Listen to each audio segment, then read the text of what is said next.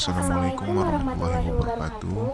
Kami dari kelompok 2 Kelas A Transportasi 2019 Hukum Laut dan Pengangkutan ingin membahas mengenai pengusaha kapal dan usaha jasa pengurusan transportasi, anak buah kapal, penumpang-penumpang kapal, pengangkut dan keselamatan kapal laut. nahkoda dan perusahaan bongkar muat barang. Kenalkan, nama saya Okti Munawarah. saya Jipandita. Saya Selanisa Safira. dan saya Elva Zulfiana Nur Aulia. Nahkoda adalah seorang pemimpin kapal. Menurut KBBI, nahkoda adalah perwira laut yang memegang komando tertinggi di atas kapal atau kapten kapal. Sedangkan menurut UU nomor 17 tahun 2008 tentang pelayaran, nahkoda adalah salah satu seorang dari awak kapal yang menjadi pemimpin tertinggi di kapal dan mempunyai wewenang dan tanggung jawab tertentu sesuai dengan ketentuan peraturan perundang-undangan. Berikut ini merupakan kewajiban-kewajiban dari nahkoda. Yang pertama, bertanggung jawab atas keselamatan pelayaran. Yang kedua, bertanggung jawab atas keselamatan para pelayar yang ada di atas kapal. Yang ketiga, memperlengkapi kapal dengan sempurna. Dan yang keempat, mematuhi perintah pengusaha kapal selama tidak menyimpang dari peraturan perundang-undangan yang berlaku. Tugas-tugas dari nahkoda. Tugas nahkoda yaitu sebagai pemegang kewibawaan umum di atas kapal, lalu sebagai pemimpin kapal, sebagai penegak hukum, dan juga sebagai pegawai pencatatan sipil dan notaris. Perusahaan bongkar muat barang. Usaha bongkar muat barang adalah kegiatan jasa yang bergerak dalam kegiatan bongkar muat barang dari dan ke kapal yang terdiri dari kegiatan stevedoring, cargo dooring, dan receiving or delivery. Pihak-pihak yang terkait selama bongkar muat barang. Yang pertama ada Asosiasi Perusahaan Bongkar Muat Indonesia. Yang kedua, Gabungan Forwarder dan Ekspedisi Indonesia. Yang ketiga, Gabungan Importir Nasional Seluruh Indonesia. Yang keempat, Gabungan Perusahaan Eksportir Indonesia. Lalu yang terakhir ada Indonesia National Ship Owners Association. Peran dari perusahaan. Perusahaan bongkar muat memiliki peran sebagai penyedia jasa untuk kegiatan bongkar muat dari gudang ke kapal dan dari kapal ke gudang. Tanggung jawab dari APMI berakhir setelah buruh TKBM memuat barang ke kapal atau membongkar barang ke gudang pelabuhan. Saya akan membahas tentang pengusaha kapal. Pengusaha kapal adalah seseorang atau beberapa usahawan. Usahawan itu bisa pengusaha kapal atau mungkin sekaligus pemilik kapal, tetapi tidak menutup kemungkinan bahwa pemilik kapal itu bukanlah seorang pengusaha kapal. Usaha perkapalan telah diatur dalam Kitab Undang-Undang Hukum Dagang pasal 232 sampai 340F. Adapun kepengurusan usaha kapal itu yang pertama, urutan pengurusnya adalah usaha atau pemilik kapal yang menyangkut usaha dalam bidang penyediaan ruangan kapal untuk kepentingan mengangkut barang atau penumpang. Yang kedua adalah kapal. Nah, kapal sendiri ini adalah dari pemilik kapal. Kapal ini diatur oleh nahkoda yang mengatur awak kapal dan lain sebagainya. Perusahaan perkapalan harus memiliki persyaratan. Yang pertama merupakan perusahaan milik negara, yang kedua merupakan perusahaan milik daerah, yang ketiga merupakan badan hukum berbentuk perseroan terbatas, yang keempat memiliki satuan kapal lebih dari 1 unit dengan jumlah minimum 3.000 meter per kubik. Yang kelima adalah tersedianya modal kerja yang cukup untuk kelancaran usaha. Yang kedua, saya akan membahas tentang usaha jasa pengurusan transportasi. Pengurusan transportasi adalah kegiatan usaha yang ditunjukkan mengurus semua, dalam arti kata pengepakan, penerimaan, penyimpanan, sortasi, pengukuran, penimbangan, dan lain sebagainya yang diperlukan bagi terlaksananya pengirim dan penerima penerima barang melalui transportasi darat, laut, dan udara. Jasa pengurusan transportasi merupakan sebuah perusahaan berbadan hukum yang mengatur pelaksanaan jasa pengiriman. Pelaksana bagi pengurusan jasa transportasi ini disebut juga sebagai forwarder. Nah, forwarder ini merupakan agen yang bertindak atas nama perusahaan, importir, eksportir. Pada hakikatnya ia yang mengatur perjalanannya usaha atau pelaksana usaha agar transportasi aman, efisien, dan hemat. Usaha jasa pengurusan transportasi meliputi berbagai macam.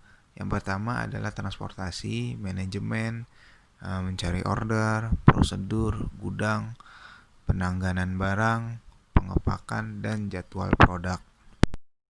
Perusahaan jasa pengurusan transportasi yang bergerak di bidang di jasa pengangkutan bisa juga berfungsi sebagai ekspedisi muatan kapal laut, pelayaran, jasa pengabeanan, bahkan pengiriman door to the door. Jasa pengurusan transportasi dibagi menjadi dua. Yang pertama adalah operasional, yang kedua adalah sarana angkutan.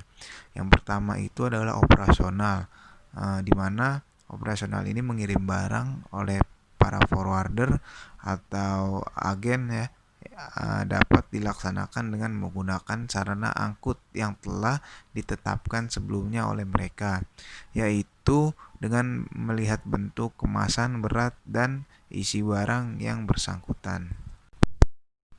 Nah, jika kita membahas tentang sarana angkut, yaitu ada 4 macam. Yang pertama adalah sea freight forwarder. Nah, mereka ini yang mengkhususkan usahanya pada pengiriman barang muatan melalui angkutan laut atau melalui kombinasi antara angkutan darat. Yang kedua adalah air freight forwarder. Mereka yang mengkhususkan usahanya dalam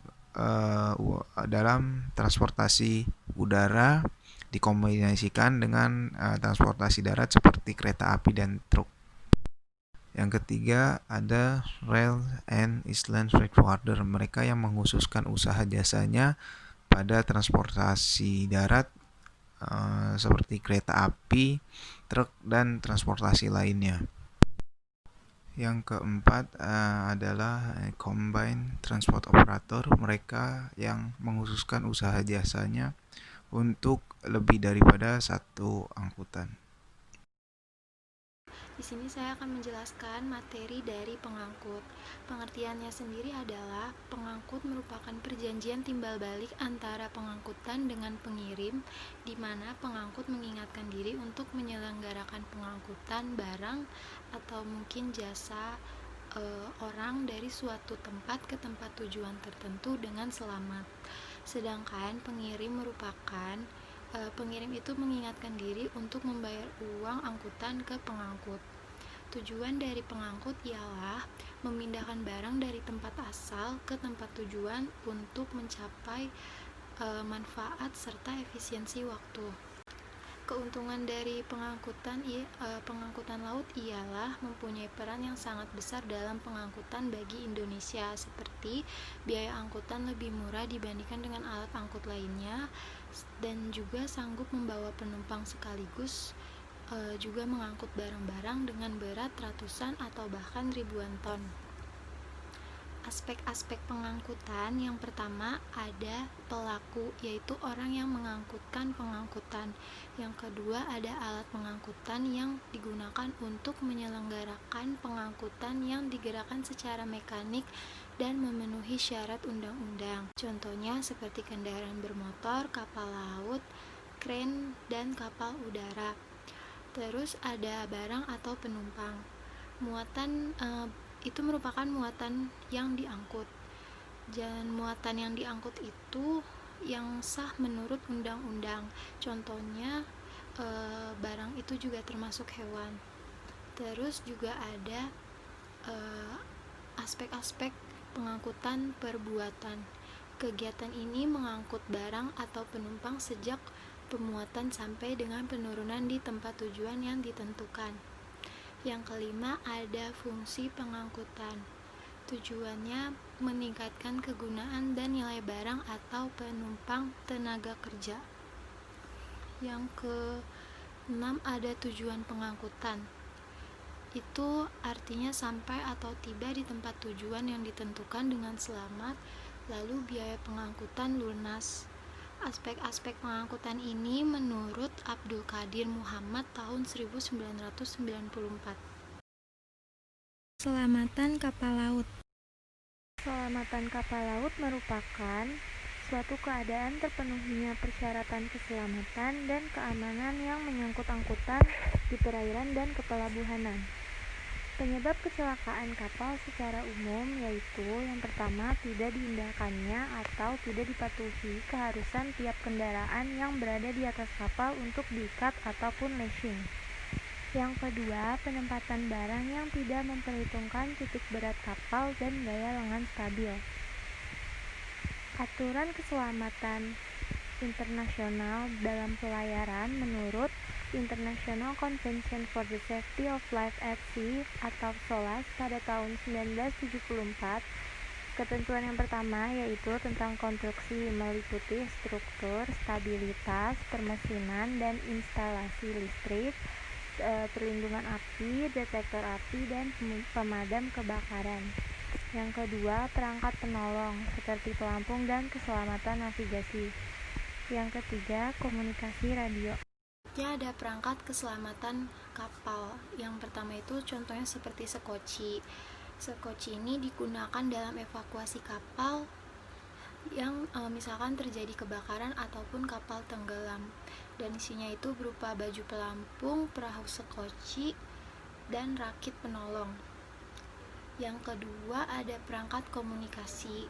Perangkat ini merupakan perangkat penting dalam sistem komunikasi yang meliputi radio komunikasi antar kapal, kapal dengan pelabuhan, kapal dengan radio pantai, dan telepon satelit. Anak buah kapal. Menurut hukum laut, anak buah kapal adalah semua orang yang bekerja di kapal yang bertugas untuk mengoperasikan dan memelihara kapal dan muatannya kecuali nahkoda. Hak-hak anak buah kapal. Anak buah kapal memiliki 5 hak. Yang pertama, hak atas upah, hak atas tempat tinggal dan makan, hak atas perawatan waktu sakit atau kecelakaan, hak atas cuti, dan yang terakhir, hak atas pengangkutan untuk dipulangkan. Selain memiliki hak-hak, anak buah kapal juga memiliki kewajiban-kewajiban. Kewajiban anak buah kapal terdiri dari 6. Yang pertama, taat kepada perintah atasan, terutama kepada nahkoda. Yang kedua, jika meninggalkan kapal atau turun ke darat, harus dengan seizin nahkoda atau seseorang yang mewakilinya. Yang ketiga, tidak membawa barang dagangan, minum-minuman keras, dan senjata api ke atas kapal. Yang keempat, melakukan tugas tambahan atau kerja lembur jika dianggap perlu oleh nahkoda. Yang kelima, turut membantu menyelamatkan kapal, penumpang, dan muatannya jika terjadi kecelakaan kapal. Dan yang terakhir, berperilaku sopan serta tidak mabuk-mabukan di atas kapal untuk menciptakan keamanan dan ketertiban di atas kapal. Selanjutnya ada aturan hukum. Aturan hukum yang mengatur tentang perlindungan anak buah kapal dalam hukum nasional diatur dalam Undang-Undang Nomor 39 Tahun 2004 tentang penempatan dan perlindungan tenaga kerja Indonesia di luar negeri. Dalam undang-undang ini, penempatan dan perlindungan calon tenaga kerja Indonesia harus berasaskan keterpaduan, persamaan hak, demokrasi, keadilan sosial, kesetaraan dan keadilan gender, anti-diskriminasi, serta anti perdagangan manusia. Orang perseorangan dilarang menempatkan warga negara Indonesia untuk ditempatkan bekerja di luar negeri. Dan pemerintah bertanggung jawab untuk meningkatkan upaya perlindungan tenaga kerja Indonesia di luar negeri. Pemerintah juga harus menjamin terpenuhinya hak-hak tenaga kerja Indonesia di luar negeri, serta memberi perlindungan kepada tenaga kerja di luar negeri selama masa sebelum pemberangkatan, masa penempatan, dan masa purna penempatan. Tapi sebenarnya perlindungan terhadap tenaga kerja Indonesia yang bekerja sebagai anak buah kapal di luar negeri masih sangatlah lemah dan malah berpotensi untuk merugikan para anak buah kapal tersebut. Hal itu terjadi karena regulasi yang ada hanya bersifat parsial atau sebagian saja. dan belum mengatur seluruh proses penempatan dari hulu ke hilir.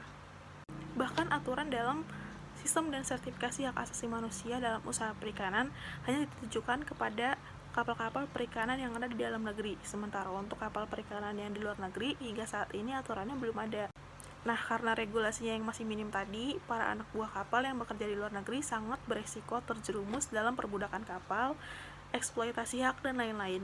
Makanya, sekarang ini banyak terdengar kasus penyiksaan dan perlakuan yang tidak pantas kepada anak buah kapal di luar negeri. Oleh karena itu, pemerintah harus turut andil untuk memberikan solusi atas permasalahan terhadap anak buah kapal ini. Salah satunya dengan menetapkan regulasi yang jelas agar anak buah kapal yang bekerja di luar negeri bisa mendapat perlindungan hukum yang jelas. Selanjutnya materi kedua yaitu penumpang-penumpang kapal. Pengertian penumpang kapal adalah seseorang yang hanya menumpang dalam suatu jenis transportasi, tapi tidak termasuk awak yang mengoperasikan dan melayani wahana tersebut. Jadi, penumpang kapal bisa diartikan sebagai seseorang yang hanya menumpang dalam kapal, tapi tidak termasuk orang yang mengoperasikan dan melayani kapal tersebut. Hak-hak penumpang atau konsumen.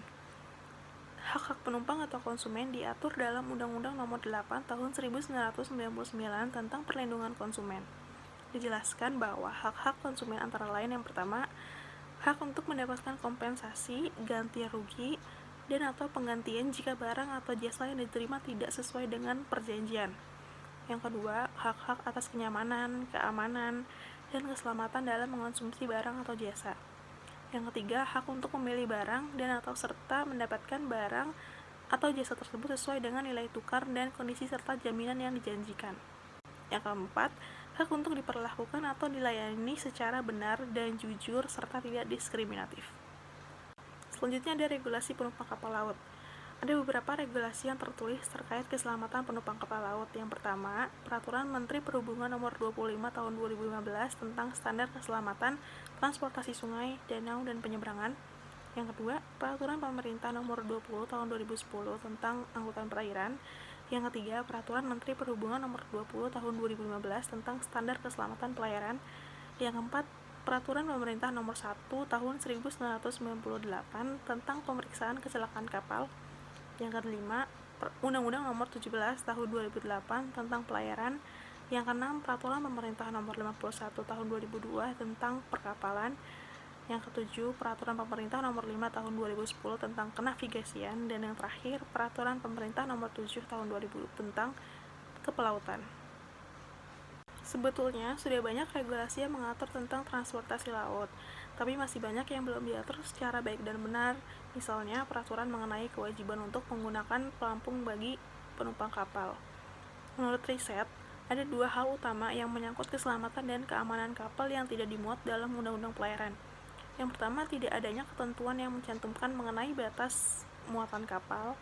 Yang kedua, tidak adanya ketentuan mengenai jumlah sekoci penolong dan alat keselamatan lainnya yang harus ada di dalam kapal. Sekian presentasi dari kelompok kami. Kurang lebihnya mohon maaf. Wassalamualaikum warahmatullahi wabarakatuh.